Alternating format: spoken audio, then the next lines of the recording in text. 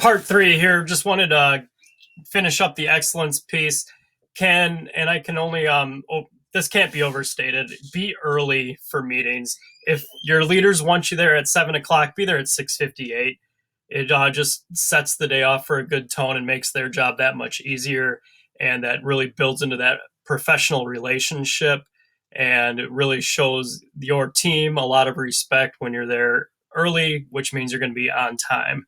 And then 100% of students on task is the goal, always shooting for that 100%, and then really growing in your leadership abilities and skills when it falls to like a 98%. How are you going to keep the 98% of students engaged and still go after the other 2% that need to come back to engagement? The next piece is the cognitive capacity of our students.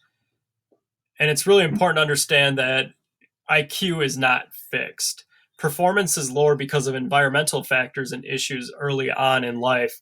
And understanding that these brains are ripe for engaging, and honestly really growing to almost admire my students, because I knew that they were coming from such hard places and dealing with a lot at home and still delivering a very high level of academic rigor.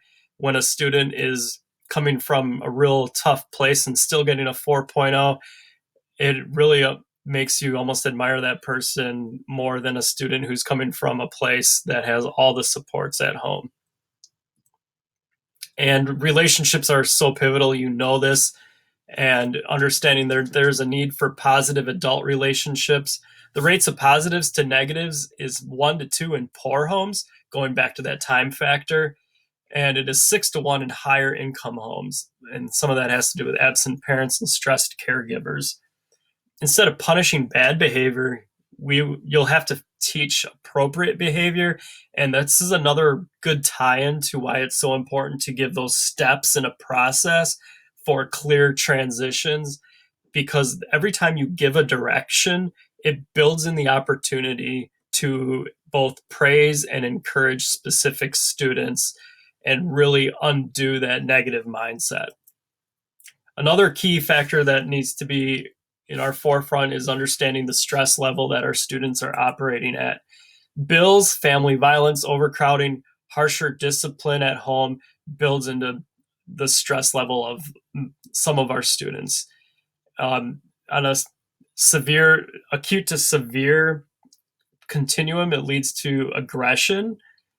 If a student is receiving very severe punishment for a low, like just something small that they did, that's some of the underlying issues that lead to aggressive students. Chronic over a long period of time, if a student is just being disciplined over and over and over again, it leads to detachment and hopelessness. So understanding that some of our students come to our classrooms with this.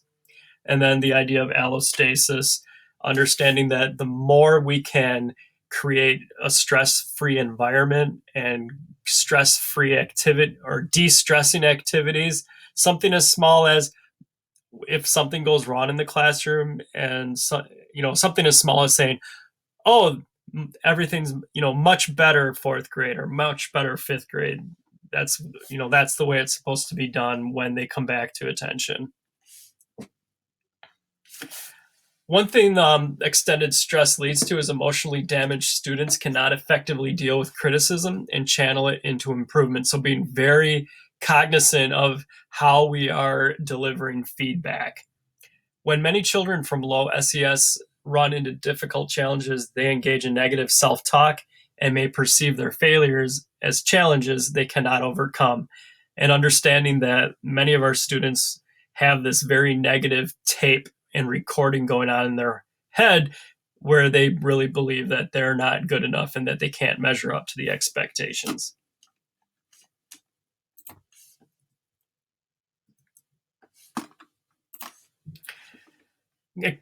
Extended stress. Children raised in poverty rarely choose to behave differently. Stress conditions, their brains have adapted to suboptimal conditions that undermine good school performance.